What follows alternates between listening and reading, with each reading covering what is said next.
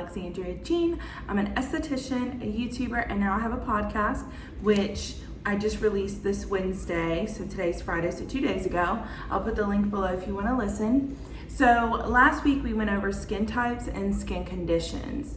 And so this week we're going to dive deep into skin types, and we're going to start with normal skin. We're going to go ahead and get started this week. So light a candle, put on a face mask, and grab some tea or water. It's Facial Friday. We're diving straight into today's video. So what is normal skin, and how do we know if we have that skin type? The characteristics of normal skin will be a smooth, even texture. The hue of the skin will be peachy in color. And then the pore size throughout the skin will definitely be more even. You won't have larger pore size here, smaller pore size here. You'll just have an even pore size throughout the face. Skin will be hydrated with no visible blemishes, greasy spots, or dry patches. Sebum production and moisture content are well balanced. And if you see me glancing over, I have some notes that I made. With that, you should have a nice, healthy glow to the skin. So with having normal skin, your skin will fluctuate during the seasons. So in the summer, you will probably get a tad oilier than you normally are. And then in the winter, you'll probably become a little drier. So when that happens, I don't want, or what in the past I feel like has happened with anyone that has normal skin, is during the summer, your skin starts to get oily and it's like, oh no, I have oily skin, and now we're treating it as if it's solely oily skin. And in the winter it gets dry, and now you're treating it as if you have dry skin. So keep your skincare routine the same, and then during the summertime, when it does get oilier, add in some products to combat the oiliness, and same with the winter with the dryness. So normal skin, I would say, is a luckier skin type because your skin's normal, so it can handle a lot more than a dry or sensitive skin can. So you can go higher on the chemical pills or percentages and products, and really experiment with your skin and see, if you're able to get more benefits from like some pill that helps with wrinkles and fine lines, because you always want to do preventative care. So the 3 ingredients that are beneficial to normal skin: aloe vera, non-fat milk, and hyaluronic acid. So when you're looking at your ingredients label, if you have normal skin, on the ingredients label, the first product is going to be what the product has the most of, and normally that's going to be the base of the product. So an aloe vera, water, or some base for the product. So if you have normal skin, I would look at the back and see if you can find your products that start with an aloe vera base. That would be very beneficial to you. And of course, if it has hyaluronic or non-fat milk in there. So the goal for normal skin is going to be preventative and maintenance. Because your skin's normal, it's not too oily, it's not too dry. Our goal is to keep that skin type and also work on preventative care so we don't get acne or fine lines or wrinkles. So since we want to maintain the skin type, I always tell my clients that 80% of your skin and how it appears is going to be on you. And I know that's not fun to hear, but it is the truth. When you come to us, the esthetician, 20% of that is done through us. We're able to really get in there and start you fresh, get everything removed, all the dead skin cell layers, and start you with a healthy canvas. And we send you home. We, as an esthetician, they should be telling you, what products are beneficial. You should have the products. I would say that they recommend, if you really want to get on top of your skin, you need to be using professional products and not something from the drugstore, because the ingredients in most of those are not good at all. And so you should be getting facials once a month. And I've had people ask me, well, why do I need to get a facial every month? Why can't I do them once a year? Because, and I'm going to answer that for you here today in this video, because what happens when you get a facial is we always do some type of deeper exfoliation or peel. And what happens is when you remove that top layer of the skin, you reveal cytokines. And so the cytokines are now exposed, and they communicate deeper into the skin layer of the dermis to the fibroblast and say, hey, we need to produce some more. What fibroblasts do is they release elastin, collagen, and glycosaminoglycans. And so when that happens, it's helping the skin turn over. So you're producing more elastin, more collagen, and that is what keeps your skin tighter, and it doesn't create, so when you have a wrinkle, it's a lack of collagen. And so you create like this, like a divot in the skin. So at your basal cell layer in the skin, the very bottom of the skin is where mitosis happens. So that's the production of new skin cells. And so it takes from when they're produced to the top layer of the skin, it takes 28 days in a normal average adult for it to get to the top layer of the skin. So every 28 days, you have a new face pretty much, new skin to work with. So if you go and you take care of your skin and you see an esthetician, the whole goal is we're pushing products as deep as we can. So when mitosis happens and the cells are created, all of those good ingredients are being pushed into the creation of the new cells. So you'll hopefully have healthier skin being produced versus the just normal skin that's being produced that's normally either dry depending on your skin type, and a lot of other factors go into that.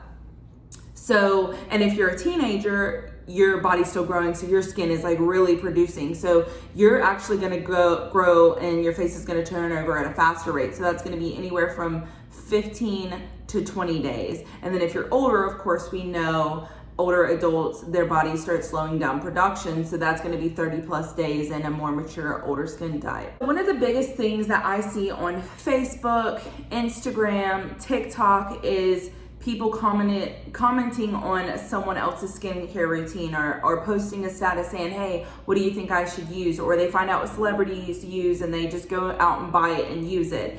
One, you have no idea what their skin type is. You have no idea what their conditions are, because filters, Botox, there's so many factors that go into someone's skin, and you're just going out and trying to copy them, but you have your own unique face that has its own issues that you have to work through. So I really hate when I see that, because one, you can be causing more damage. If you have dry skin and you're buying oily skin products, you're like destroying your skin. So you need to be using an esthetician. They are supposed to be like your best friend. Like, if you have any questions, any issues, you go to your esthetician when it comes to your skin. That's why you should be seeing them once a month. If you have questions, write them down, put them in the notes on your phone, and you can go to your esthetician. And for example, say you have a spot on your skin and it's like, hey, I noticed I have this. It kind of looks like a mole forming, but I'm not really sure. Can you take a look? And as an esthetician, we can look at it and say, oh, you know what? That actually looks more than a mole developing or a blackhead or ingrown. That looks a little more serious. I think you should go see your dermatologist and have that looked at. And estheticians work in conjunction with dermatologists. Dermatologists you see when you have issues, but your estheticians is the ones that's going to help you catch any issues, sun damage that could potentially turn into cancer. Now, estheticians cannot diagnose. That is not what I'm saying, but we can be a second set of eyes for you. For example, when I do facials, I massage and check the ears as well, because that is attached to your face and how many people can see their own ears. So I look at it. I noticed on a family member, they had this weird type of skin growing in the ear, and I had never seen that. So my first thing was see a dermatologist, because I have no idea what this is. It looks like it could be serious. So your esthetician is going to be like your best friend when it comes to your skin. Like, you should be looking forward to going to those appointments if your skin is something that you're really concerned with. Now, if you're okay with doing what you're doing and your skin's fine, I'm all for it. But if you're not and you're struggling and you want to find products, quit asking people on social media, because they, one, have no idea. They have different skin. They have different skin conditions.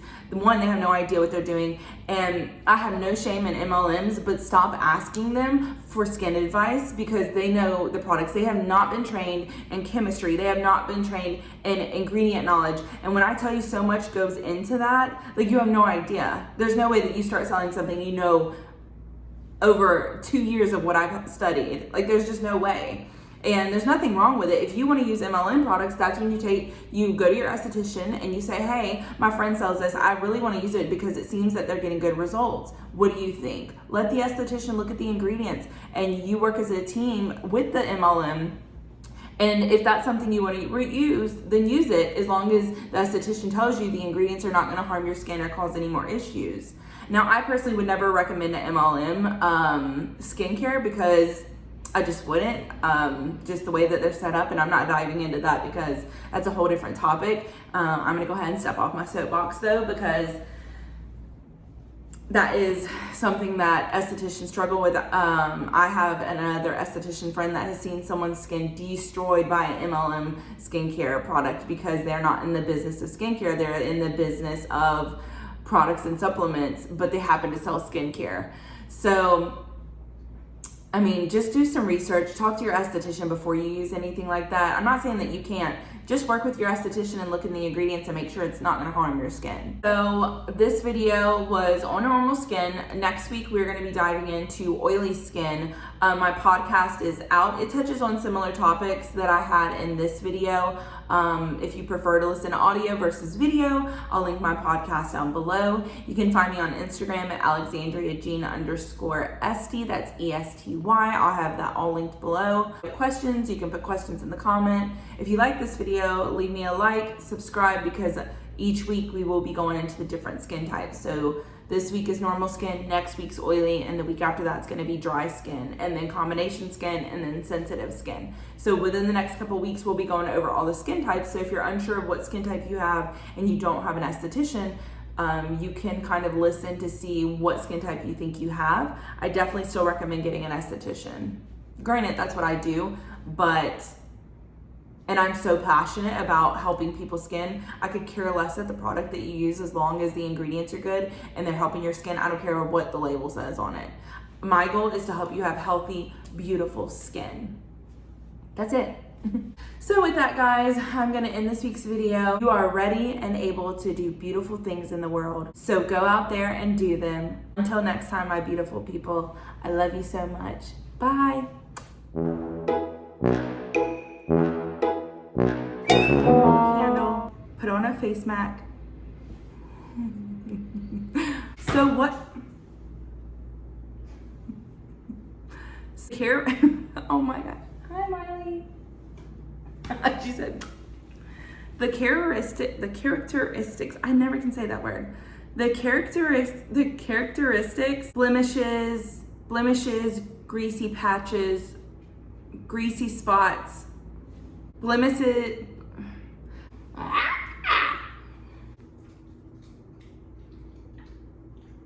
Miley, can you stop?